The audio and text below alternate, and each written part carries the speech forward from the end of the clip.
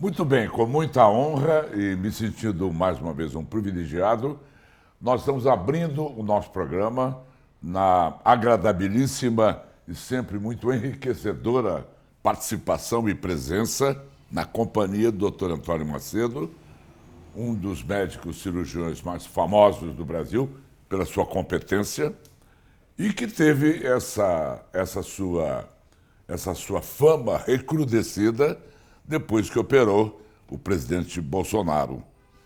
Tudo bem, doutor Macedo? Tudo bem, amor, e você? Muito obrigado por me conceder essas amabilidades de vir democratizar os seus conhecimentos com o meu telespectador. Fazer o possível e o impossível para que isso se concretize. O Bolsonaro, o presidente Bolsonaro, não é? Eu fico imaginando, e o público também tem essa opinião, que ele deve ser um paciente muito difícil. É seu paciente ainda. Pela inquietude, pela ansiedade que a gente percebe que o presidente tem. É isso mesmo? Não é a impressão que eu tenho. Para mim, ele é sempre muito educado, muito cordial. Já nos tornamos grandes amigos, amigos assim de verdade, e ele sempre faz aquilo que eu solicito quando se trata de parte médica. Obediente. Muito obediente do ponto de vista médico. Mas ele lhe pede, por exemplo, para saltar de paraquedas, logo após a cirurgia, ele lhe pede para mergulhar, que eu fiquei sabendo. Claro que o doutor Macedo proibiu-o, mas isso é um ímpeto que mostra a ansiedade do Bolsonaro em sempre estar em ação. Ele, como tem um preparo físico extraordinário, ele evidentemente gosta de fazer ginástica, gosta de montar cavalo, gosta de saltar de paraquedas e tudo. Cabe a nós médicos moderarmos esse trabalho e esses exercícios. Então, ele segue exatamente aquilo que a gente pede para ele. E nesse ponto nós temos o Dr. Ricardo Camarinha, que é o médico da presidência, que nos auxilia muito nesse contexto. Entendi. Então não tem dificuldade nenhuma em tratar dele. Ele é extremamente gentil, educadíssimo, cuidadoso e toma cuidado com tudo. Quer dizer, ele não foge daquilo que é combinado. Agora, doutor Macedo, ele correu risco de vida iminente quando foi alvo da facada? Sim, foi uma facada que o atingiu no abdômen, numa área extremamente perigosa. Ele foi muito bem tratado pelos cirurgiões de Juiz de Fora, que conseguiram conter a hemorragia, realizar uma cirurgia o mais rápido possível. Depois houve a participação do pessoal da UTI, do Hospital de Juiz de Fora, também muito bem assessorados. Vieram duas colegas de São Paulo, a pedido do professor Roberto Calil, que também trabalharam e ajudaram na recuperação dele, de modo que ele foi operado e após ter sido esfaqueado dia 6 de setembro à noite. No dia 7 de setembro, que era uma sexta-feira, nós pusemos no avião e trouxemos para São Paulo. E ele já em boas condições. Mas já em boas condições. Já em boas condições, sem correr risco. Sem correr riscos. Doutor Macedo, e falou no professor doutor Roberto Calil, seu colega, nosso amigo também, que já esteve aqui várias vezes, e que é do Sírio-Libanês, não é? O Bolsonaro foi para o Einstein, Isso. onde o doutor Macedo atuava até então. E depois houve uma reviravolta no meio dos hospitais estrelados do Brasil. E o doutor Macedo hoje não mais faz parte da equipe do Einstein. Foi para a Rede D'Or. Isso. Como se deu isso? É uma outra proposta de vida. É uma metodologia diferente de trabalho. Eu fui para uma rede que tem 48 hospitais pelo Brasil inteiro. É um time extraordinariamente bem conectado, desde do diretor supremo da rede, os filhos, o pessoal que dirige, dá toda a facilidade de trabalho para comprar aparelhos, para dar aula, para fazer o trabalho até trabalho filantrópico dentro dos hospitais, entende? E uma coisa que chama muito atenção é a maneira como eles trabalham e o time todo, é tudo uma coisa muito integrada, muito tranquila.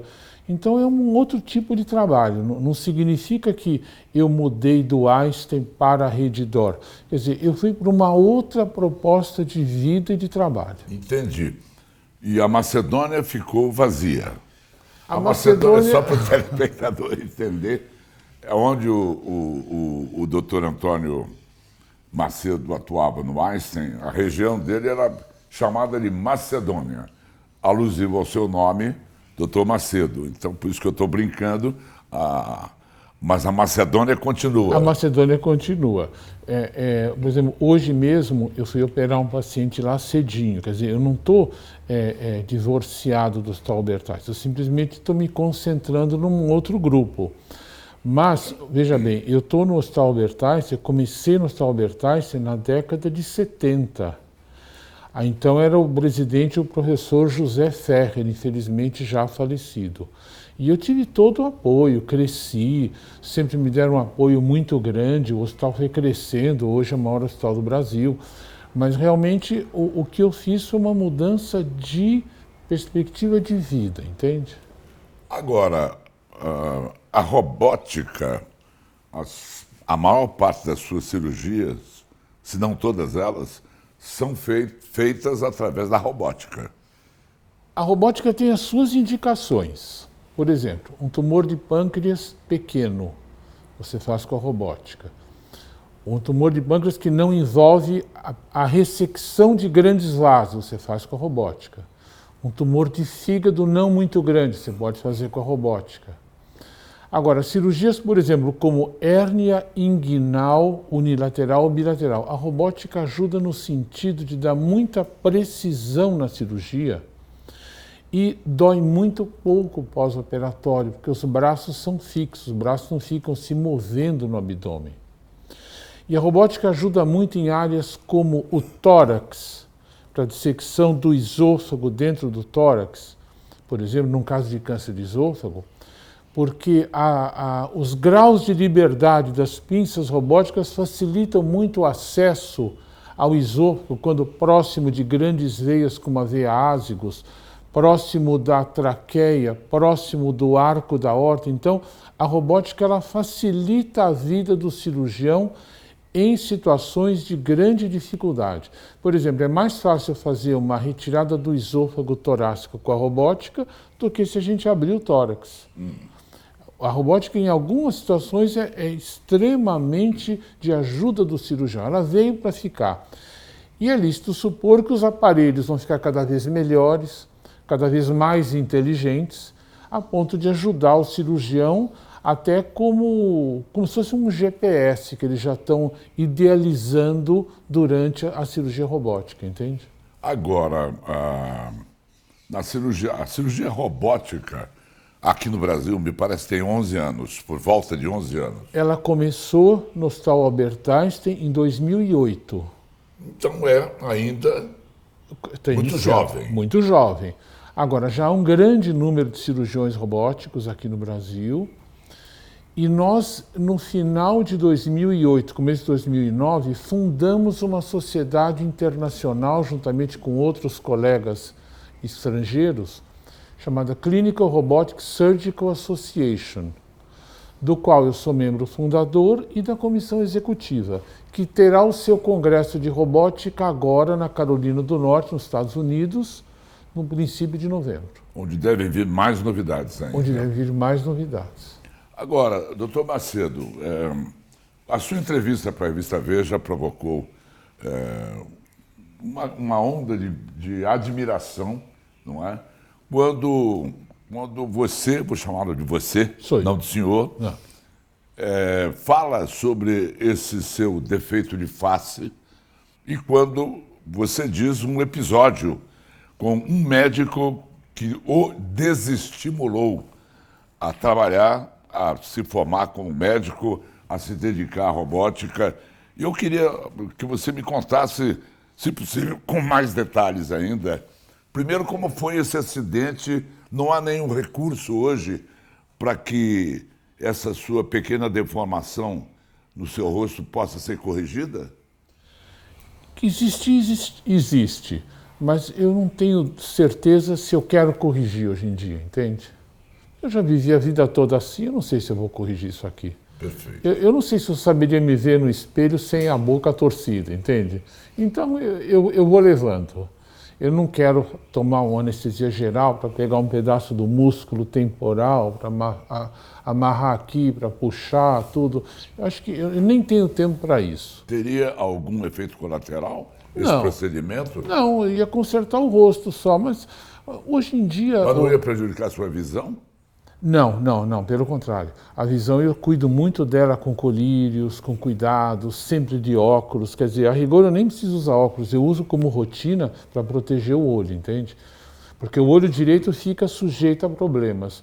O que me falaram quando eu era criancinha é que eu ia ter que tomar muito cuidado com esse olho, que é uma coisa que pode ser perdida ao longo dos anos devido a tanto problema de exposição ao vento, exposição à luz solar e tal. Tanto que eu tomo muito cuidado com o vento, muito cuidado com a luz. Dá para relembrar o acidente, doutor Macedo? O problema é que eu tomei um tombo muito forte e eu fiquei desacordado depois. Então eu nem me lembro do que aconteceu. Eu sei que eu tomei um tombo muito forte. E logo depois ficou um hematoma grande e quando o hematoma desapareceu, o olho já não estava fechando direito e a boca começou a torcer, entende? Qual era a sua idade? 13 para 14 anos. 13 para 14 anos. É. Eu me lembro que eu estava no ginásio quando aconteceu isso. Aí eu procurei, o meu pai me levou numa série de médicos e tudo, um médico clínico muito bom que medicou com cortisona, etc e tal, não adiantou nada, mas houve uma tentativa de tratamento muito intensa. E um determinado cirurgião que o meu pai levou, ele falou, olha, não tem o que fazer, isso aqui é assim mesmo, o olho corre um grande risco, né? Então, isso que me deixou muito assustado. Falei, mas eu vou ser cirurgião. Então, assim, mas escolhe outra profissão, uma profissão assim mais atenuada. O cirurgião sabe muito da capacidade visual e tudo. Então, eu fiquei assim meio chocado. Mas pelo desestímulo. Pelo desestímulo. Aí fiquei meio chocado, mas com o passar dos anos, a coisa foi indo. Entrei na faculdade de medicina, sempre fui muito... bom aluno, sempre me dediquei bastante. E teve essa questão de, na véspera de Natal, eu ajudar e operar um paciente que estava internado com um processo agudo de vesícula e era o próprio médico que tinha falado para mim para não ser cirurgião, né? Mas isso, ele não falou no sentido de maldoso, entende? Eu não entendi. Eu entendi o seguinte... Até de proteção. Até de proteção. Eu senti exatamente isso. Procura uma profissão que não dependa tanto da vista. Você é um menino brilhante, inteligente, bom aluno e tal. Faz qualquer outra coisa. Quer dizer, se um dia acontecer alguma coisa na vista de um cirurgião, acabou para a profissão. É como a mão. Se eu perder uma mão, acabou para a profissão. Então, por isso que a gente toma cuidado com a mão, toma cuidado com a vista, tudo, entende? Mas isso não me fez ficar triste, nada, a não ser nos primeiros dias, né? Porque você olhava e depois tem muito bullying das crianças, né? Eu me lembro que o que mais chocava era isso. Boca torta daqui, boca torta dali, não sei o quê. Depois eu acostumei, né? Eu sou mesmo, sou boca torta, graças a Deus. Mas... Não o incomoda? Não me incomoda de jeito nenhum.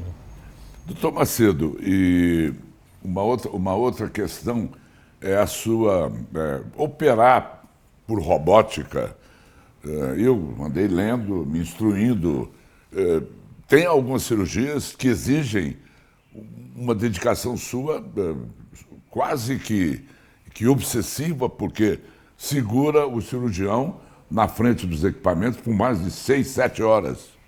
No último sábado, nós operamos um câncer de esôfago que levou 12 horas. 12 horas? 12 horas. É um senhor muito difícil de operar, um homem muito grande.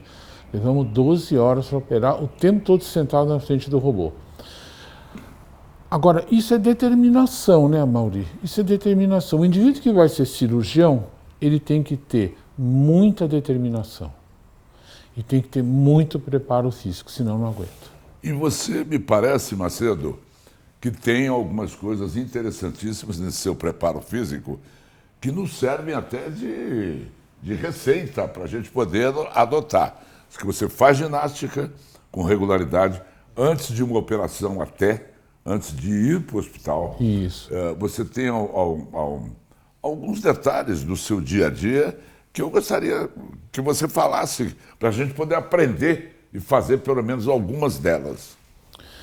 Eu tenho uma dieta de muitos anos que me faz muito bem, me deixa...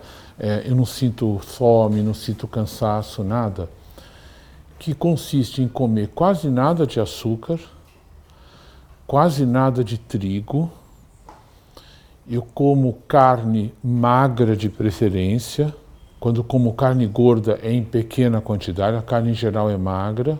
Eu não faço restrição de carne de jeito nenhum, a não ser carne gorda, como se recomenda não exceder meio quilo de carne gorda por semana, sob risco dessa carne gorda poder causar problemas de saúde.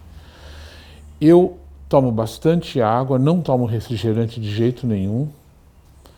Não acho que deva tomar refrigerante, é só água, suco de frutas, tomo vinho às vezes no fim de semana ou num jantar, não tem problema nenhum. Com excessiva moderação. Com excessiva moderação, porque imagina você tomar vinho hoje e de repente ter que operar de madrugada ou amanhã cedo.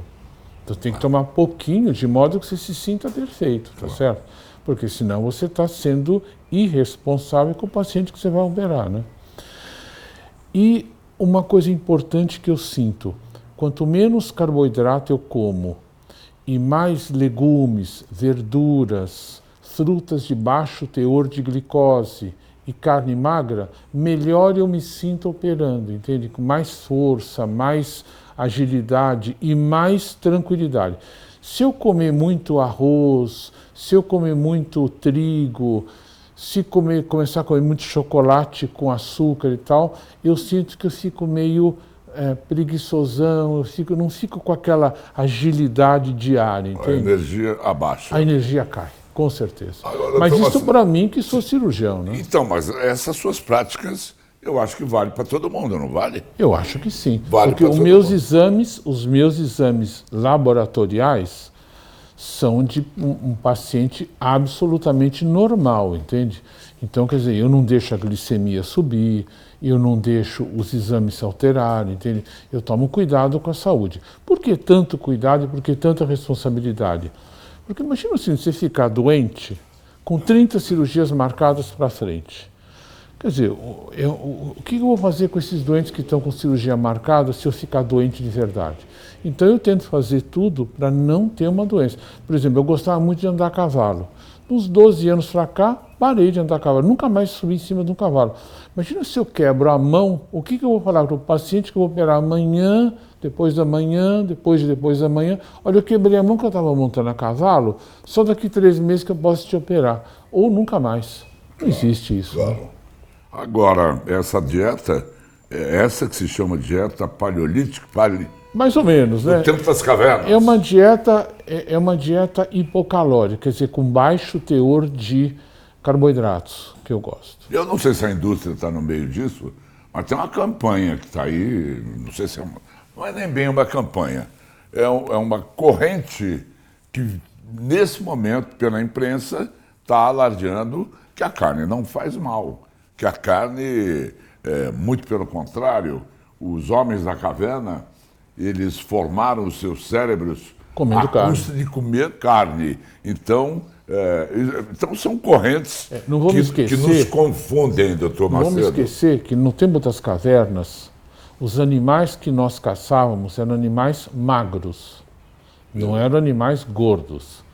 Então, uma coisa é a carne magra, outra coisa é a carne gorda.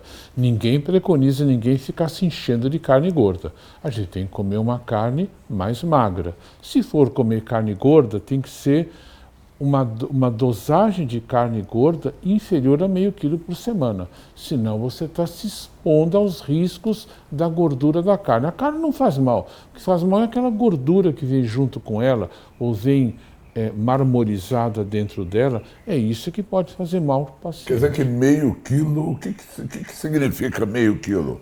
2 bons bifes? 2 bons bifes. 2 suculentos bifes? Isso. Quer dizer, teoricamente não se deveria passar disso. Teoricamente. Agora, a gente fica às vezes meio perdido, né, doutor Macedo, com essas informações que a gente não se sabe se tem o dedo do comércio, da indústria, não é?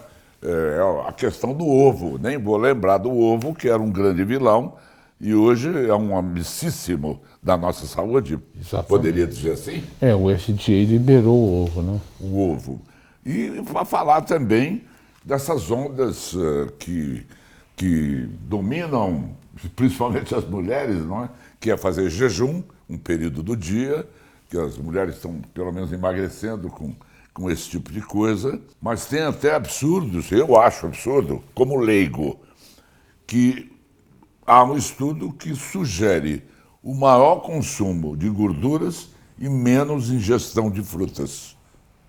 Existe? A fruta é um pouquinho polêmica, porque existem frutas de baixo teor de açúcar, como a maçã, a pera, o morango, a amora, o framboesa.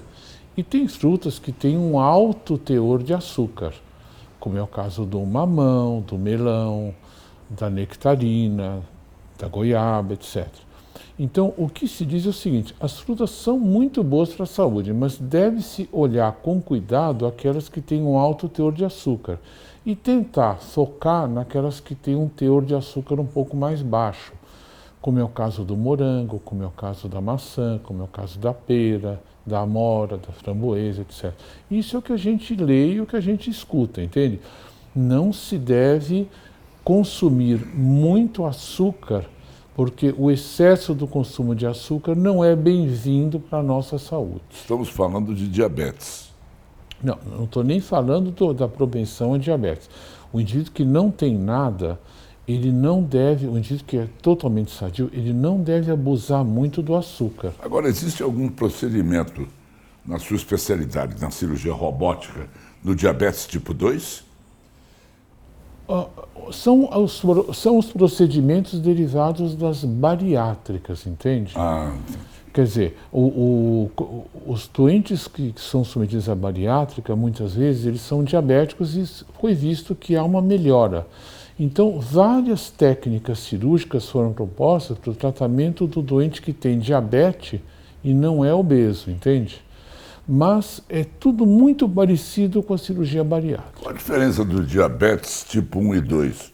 Desculpe, eu até sei mais ou menos, mas tem muita gente aí que não sabe. O tipo 2 é o adquirido. É o adquirido. É o adquirido. E o tipo 1 é o genético. Entendi. Que exige insulina, essa coisa. Muito precocemente. Né? A cirurgia bariátrica do Faustão foi o Dr. Macedo que fez?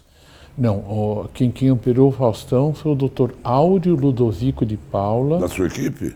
Não, ele é um colega nosso de Goiânia, que é um grande cirurgião laparoscopista, e ele bolou uma técnica de interpor um segmento de íleo mais proximal no jejuno. Para quê? Para aumentar a produção de hormônios que controlam o diabetes e controlam a compulsão alimentar. Que bom! Agora, pelo fato de ter 11 anos no Brasil, não é? E um dos introdutores dos robôs foi o Dr. Macedo, parece que com a evolução dos tempos da tecnologia, daqui a pouquinho nós vamos ter todas as patologias podendo ser operadas por robô. É possível, mas ainda não. É difícil dizer que todas as patologias serão curadas por robô, porque tem pacientes, por exemplo, quando são operados, uma obstrução intestinal, por exemplo, Porque o abdômen é tão distendido que não tem como você criar o espaço para colocar o robô para operar, entende? Então, cada caso tem que ser analisado com cuidado. Tem casos para cirurgia aberta, tem casos para laparoscopia e tem casos para robótica. Cabe ao julgamento e à discussão com o paciente e com os colegas qual método e qual técnica será usado para cada paciente. Para próstata tem. A próstata, vamos dizer assim, a robótica tomou conta. Tomou conta. Agora, a robótica é muito cara, doutor Macedo. É caro. Me fale um pouco da parte de economia, que quanto mais equipamentos, mais investimentos. O robô é caro, é caro. E quem são os campeões de fabricação de robôs hoje? Nos Estados Unidos, numa firma chamada Intuitive, que ela construiu desde o primeiro robô de 2008 até os atuais XI, é ela que construiu. Agora, existem outras firmas estudando vamos dizer assim, a construção e aplicação de novos robôs, como é o caso da Google e como é o caso da Medtronic no MIT em Boston. Macedo, me contaram que você era tão obsessivo que você se levantava de madrugada, quando não era para fazer ginástica, era para fazer treinamento com o robô. E ficava debruçado sobre o robô muito tempo para poder desenvolver a perfeição do seu treinamento. O robô, você precisa adequar a sua cabeça, os seus movimentos ao robô. Porque você segura aquelas pinças fazendo quase nenhuma força, é 10º de miligrama de força. Os cortes são muito pequenos, então você tem que fazer o corte com muito cuidado. Então, durante o ano de 2008, o Einstein iniciou a robótica para urologia. Mas nos fins de semana, nos domingos, o robô ficava sem fazer nada. Então, o que nós fazíamos? Todo domingo nós íamos no Einstein, de manhã cedo, ficar treinando com o robô para costurar pele de uva, para dar ponto em substâncias plásticas, entende? De modo a pegar o jeito de manipular o robô. Porque o robô não é difícil de você trabalhar com ele. O difícil é você pegar o jeito de manipular, porque é muito mais delicado do que segurar o material de cirurgia aberta. Quem faz a força é o robô e ele tem muita força. Você não pode empregar força para operar com o robô. Entre os seus hábitos de vida, inclui-se o jejum também? E tem a ver com serotonina? Eu vou te contar. Essa história do jejum, eu sou obrigado a fazer de vez em quando para poder me treinar nas cirurgias longas. Porque a cirurgia longa, dificilmente você pode sair para comer.